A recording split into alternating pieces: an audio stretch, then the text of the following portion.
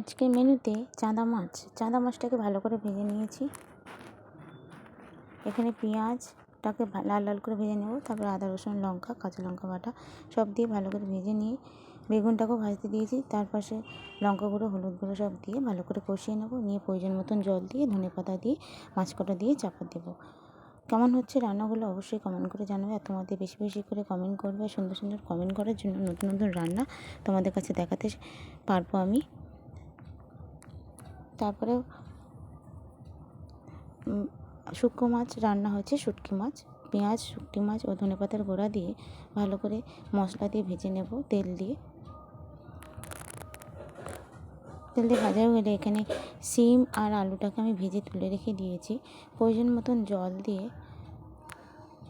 ফুটিয়ে নেব মশলাটাকে কষিয়ে যতক্ষণ না তেল ছাড়ছে।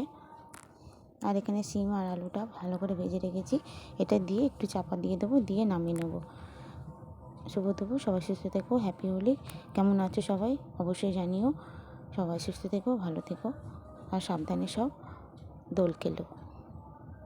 হ্যাপি হোলি।